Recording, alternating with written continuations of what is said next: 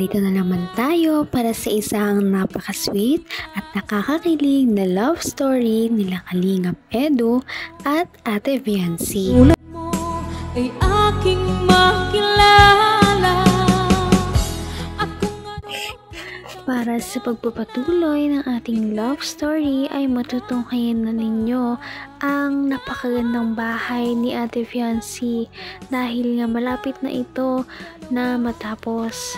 Ito ang bahay na napakasikat sa buong history ng Kalingap Team dahil ang bahay lamang ni Ate Viancy ang nagkaroon ng 2 palapag na sagot ng sponsors niya, at ang bahay na ito ay hindi basta-basta dahil kompleto na ang lahat, pati ang mga furniture na gagamitin nila at iba pang mga bagay na kailangan nila sa kanilang pamumuhay. At ang bahay na ito ay napakaganda talaga. Sa katunayan ay magkakaroon pa talaga ito ng ribbon cutting sa susunod. At syempre bumisita na naman si Kalingap Edu.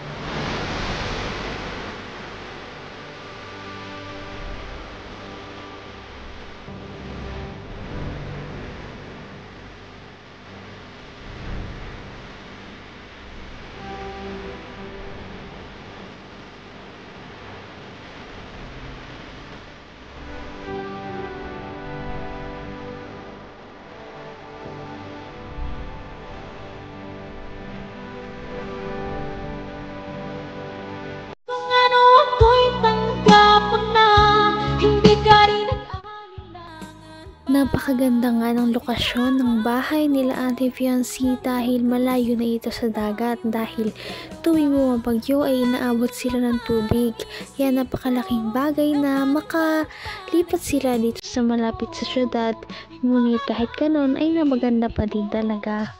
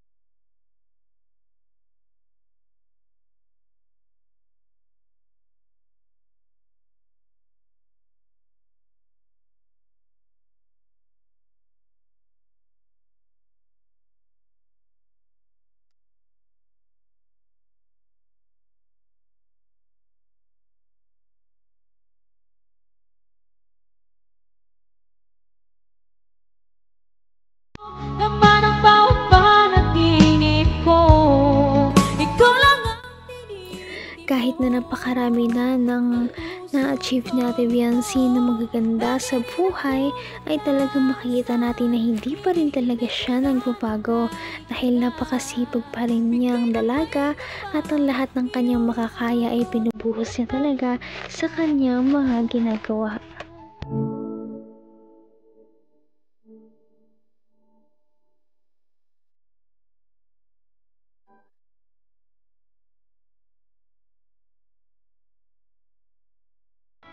You keep turning heads. Kanina pa talaga. Ay, galing ka mo sa ano? OJT mo? Oo. Ano? Yun ang bukas sa Kumusta ka? Ay, Kumusta ka dito? Sa ano? Sa pinag-OJT-han mo? Wala namang problema doon. Hindi ka naman napagod. Hindi mo na naayos yung buhok mo. Hira no? Gusto mo samahan na lang kita dyan para may additional na tutulong sa'yo. Hindi. Balik. OJT na rin ako. Kayang-kaya ko yun. Ano? Madami man kami may mga mapili. Wala ka namang... Mapili, estudyante. Baka gusto mo ka na. Gusto mong lumabas muna. Tote bag yung ginagawa namin ngayon. Ha? Tote bag. Puro bag. Tote bag. Iba-iba yung ginagawa namin. Mag-ano na lang tayo. Kaya mo na muna yan. Tuturuan kitang mag-escape. Tara, wag na muna. Tara, ano muna tayo. Labas muna kita. Sige, nakakahiya na dito. Kamaya.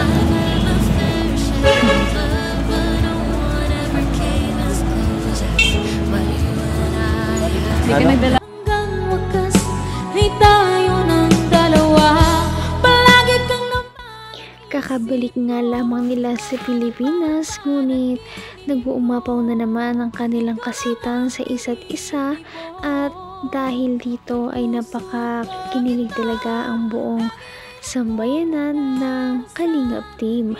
Kaya naman ngayon ay sinundo ni Kalingap Edu si Ate Viancy dahil may pupuntahan daw sila. Hindi ka nagdala ang tayo. Payo. Di na pa kayo ng lalaki. Sanay na ako mag-ibig. Ikaw nga dapat mo. Payo mo na kita. Helpful lang. Sakay ka muna dito. Tamagan mo ko yung kotse. Tamagan mo yung kotse.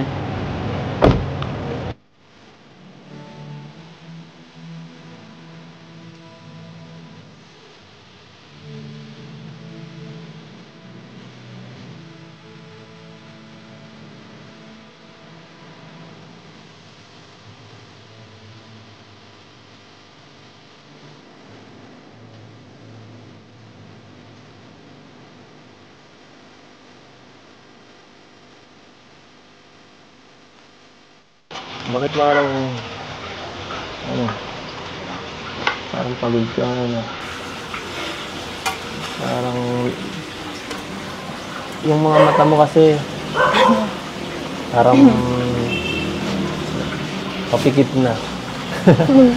Kaya Hindi, pagibla. nakapuyat. Hindi ka natutulog, no? Hindi ako nakakatulog doon ng maaga. Bakit naman? Marami ka bang iniisip?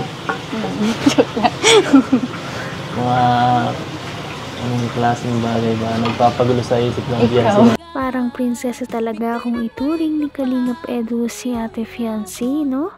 Kaya naman malalaman natin ang kanilang pinag-usapan sa ating susunod na video. Ano kaya ang kanilang mga pag-uusapan? Parang importante ito Kaya naman ating panoorin ito sa ating mga susunod na video. Napaka-sweet talaga nila at napakabait ng tambalang ito kaya maraming sumusuporta. Kaya naman sana ipatuloy natin silang suportahan at mahalin si Viancy, si Kalingap Edu at ang Kalingap team. Yun lamang at maraming salamat sa panonood. Abangan natin kung magkakatuluyan ba talaga si Kalingap Edu at Viancy. Hanggang sa muli. Bye! ngayon'y abot